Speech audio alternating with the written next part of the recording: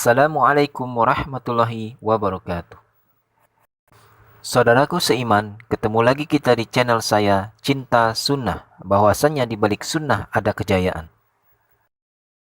Allah Subhanahu wa Ta'ala menciptakan makhluk yang namanya malaikat. Bagaimanakah asal kejadian malaikat dan tugas-tugasnya? Simak ulasannya dalam video ini dan tonton hingga akhir. Sesungguhnya malaikat itu adalah makhluk Allah Subhanahu wa Ta'ala yang dijadikan dari cahaya.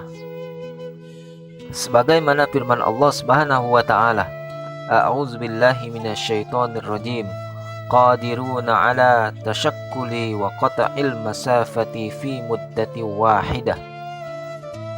Mereka pandai berganti rupa dan dapat memotong perjalanan yang jauh dalam 1 detik saja.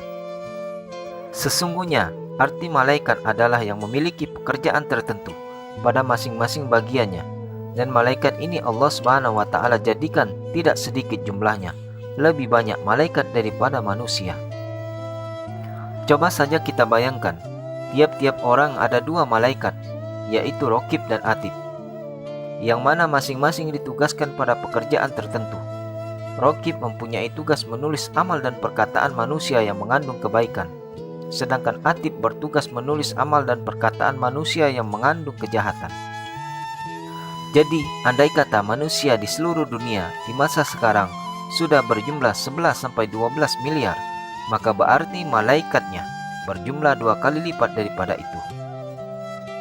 Malaikat itu bisa berganti rupa, bisa berupa wujud manusia. Nabi Muhammad SAW sering kedatangan Jibril alaihissalam membawa wahyu dengan rupanya seperti orang laki-laki muda dan tampan. Malaikat itu Allah Subhanahu wa Ta'ala ciptakan tidak mempunyai ibu dan bapak, tidak makan dan minum, tidak tidur, tidak lupa, dan tidak merasa lelah.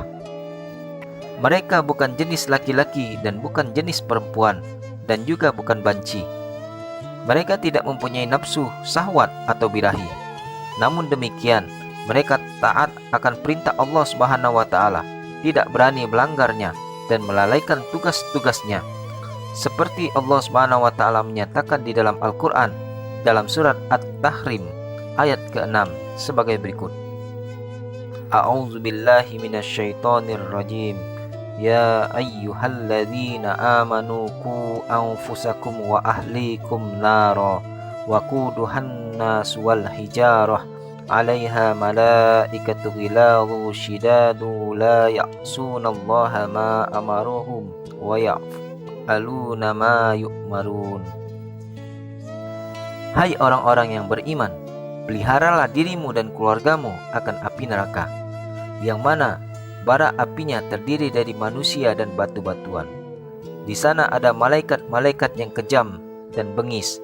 Mereka tidak melawan perintah Allah Subhanahu wa Ta'ala, dan mereka kerjakan apa yang diperintahkannya. Pernah Nabi kita Muhammad SAW ketika Mi'raj melintasi langit-langit dan langit pertama sampai langit ke-7. Kebanyakan penghuninya adalah para malaikat, dan tak lain pekerjaan mereka itu, kata Nabi, adalah bertahmid dan bertasbih kepada Allah Subhanahu wa Ta'ala dengan macam-macam pujian dan sanjungan kepada Allah dengan irama lagu yang sangat merdu. Sebagaimana firman Allah Subhanahu wa Ta'ala, A'udzubillahi minasyaitonir rajim. Yusabbihu lillahi ma fis samawati wa ma fil ard. Lahul mulku wa lahul hamdu wa huwa ala kulli syai'in qadir. Bertasbih kepada Allah Subhanahu wa Ta'ala apa yang ada di langit dan apa yang ada di bumi. Allah yang memiliki kerajaan, dan Dia yang berhak dipuji karena Dia di atas segala sesuatu amat kuasa. Demikian pula Nabi Muhammad SAW melihat di aras Allah Subhanahu wa Ta'ala, tidak lain penghuninya adalah malaikat. Kemudian aras Allah itu dipegang dan ditunggang oleh 8 orang malaikat. Sebagaimana diterangkan di dalam surat Al-Haqqah ayat ke-17. A'udzubillahi minasyaitonir rajim. Wal malaikatu ala arjaiha wa yahmilu arsya rabbika fawqahum yawma idzin samaniyah. Dan malaikat berada di penjuru langit dan yang membawa aras Allah Subhanahu wa taala pada hari itu adalah 8 orang malaikat. Dan malaikat-malaikat itu mempunyai kekuatan yang luar biasa, di mana ketika Allah Subhanahu wa taala akan menyiksa umat Nabi Lut alaihissalam yang sudah melewati batas. Mereka sudah menjadi suka melakukan homoseks sesama laki-laki, yaitu penduduk negeri Sadum dan Gamurah. Bukan seorang dua orang, hampir rata-rata semua laki-laki melakukan demikian. Maka tatkala diberikan nasihat oleh Nabi Lut alaihissalam, mereka tidak ambil peduli. Akhirnya Allah Subhanahu wa taala binasakan penduduknya dengan diangkat bumi negeri itu dengan kedua tangan malaikat ke udara yang sangat tinggi, kemudian dibalikan ke bawah. Seperti orang membalikan tampah, maka terpelantinglah rumah-rumah dan manusia yang sedang tidur melayang jatuh terhempas ke bawah, hancur lebur bagaikan kaca jatuh di batu. Demikianlah kekuatan tenaga malaikat. Di antaranya yang wajib diketahui nama beberapa malaikat serta tugas-tugasnya. Yang pertama, malaikat Jibril yang bertugas menyampaikan wahyu kepada tiap-tiap rasul. Kepada Nabi Adam alaihissalam 12 kali, Nabi Idris alaihissalam 4 kali, Nabi Ibrahim alaihissalam 40 kali, Nabi Yakub alaihissalam 4 kali, Nabi Musa alaihissalam 400 kali, Nabi Ayub alaihissalam 3 kali, dan Nabi Muhammad SAW 24.000 kali. Wahyu yang disampaikan oleh malaikat Jibril alaihissalam. Demikian dari kitab Nuruz Zolam oleh Sayyid Thohir, dikutip dari kitab Bahjatul Wasail karangan Imam Ad-Dailami. Yang kedua, malaikat Mikail yang bertugas mencatat pembagian rezeki dan yang menurunkan hujan. Yang ketiga, malaikat Israel yang bertugas untuk mencabut nyawa. Sesungguhnya malaikat Israel ini adalah kepala daripada sekalian malaikat maut atau raja malaikat maut. Baiklah, sekarang kita akan dengar bagaimana pengalaman Nabi Muhammad SAW ketika beliau berada di Sidratul Muntaha. Sidratul Muntaha ini berada di langit yang ketujuh. Sungguh begitu hebat. Tidak ada makhluk yang lebih besar daripada jenis pohon-pohonan kecuali Sidratul Muntaha.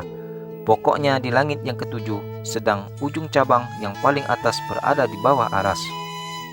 Dan di bawah Sidratul Muntaha terletak surga, sebagaimana diterangkan dalam surat An-Najm ayat 15-16.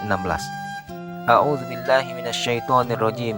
Inda Sidratil Muntaha, indaha jannatul ma'wa. Di sisi Sidratul Muntaha, disitulah surga Jannatul Ma'wa.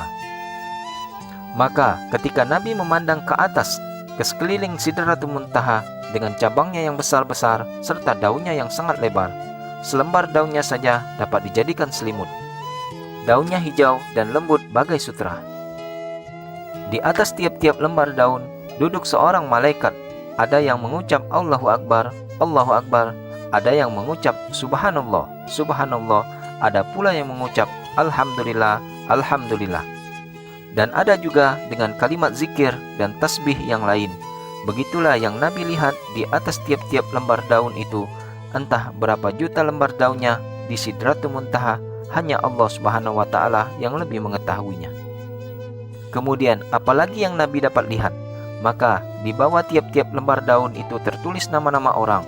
Nama orang itu siapa, bin apa, umur berapa, lama di dunia, kapan sampai waktu ajalnya, malam atau siang, dan di mana tempat dia akan mati akhir hayatnya. Apabila orang mempunyai nama itu, sudah dekat ajalnya, warna daun berubah menjadi kuning. Dan di mana detik-detik orang itu sampai ajalnya, maka daun itu lepas dari tangkainya. Lalu malaikat yang duduk di atasnya membawa daun itu kepada malaikat Israel. Kemudian malaikat Israel menitahkan malaikat ini untuk mencabut nyawa orang itu, sebagaimana yang tercantum namanya dalam daun itu tadi. Itulah pekerjaan malaikat maut. Jadi buat tiap-tiap orang satu malaikat maut. Andai kata, misalnya, jika ada 1000 lembar daun yang rontok di Sidratul Muntaha, maka 1000 oranglah yang akan dicabut nyawanya, dan 1000 malaikat sekaligus turun ke dunia untuk ditugaskan mencabut nyawa mereka. Yang keempat, malaikat Israfil yang ditugaskan meniup trompet sangkakala di hari kiamat supaya manusia hidup kembali. Menurut keterangan di dalam hadis, besar trompet Israfil ini memang luar biasa. Jika dibandingkan dengan besarnya bola dunia ini, jika dimasukkan ke dalam trompet Israfil, akan masuklah ke dalamnya. Konon kata Nabi Shallallahu Alaihi Wasallam, Israfil kini sudah memegang trompet itu di tangannya, sudah siap menanti komando dari Allah Subhanahu Wa Taala untuk meniup trompet itu. Karena tugas Israfil untuk meniup trompet itu pada saat-saat kiamat 3 kali. Pertama, tiupan yang membinasakan penduduk dunia hingga mati semuanya. Kedua, meratakan dunia hingga menjadi daratan seluruhnya. Ketiga, membangkitkan manusia hidup kembali. Itulah tugas Israfil. Yang kelima adalah malaikat Ridwan. Tugasnya mengurus surga.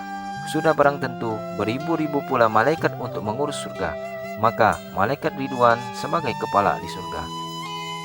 Yang keenam, malaikat Malik Zabaniyah. Inilah kepala malaikat yang mengurus neraka. Yang ketujuh, malaikat Raqib dan Atid. Kedua malaikat ini ditugaskan untuk mencatat amal kebaikan dan keburukan. Raqib mencatat amal kebaikan, sedangkan Atid mencatat amal keburukan. Yang kedelapan, malaikat Munkar dan Nakir. Dua malaikat ini ditugaskan untuk menanya dan memeriksa manusia di dalam kubur. Wallahu a'lam. Demikianlah keterangan nama-nama dan tugas-tugas malaikat pada bagiannya masing-masing. Jangan lupa dukung video ini dengan cara klik like, subscribe agar kamu dapat menonton video-video berikutnya. Akhirul kalam, wassalamualaikum warahmatullahi wabarakatuh.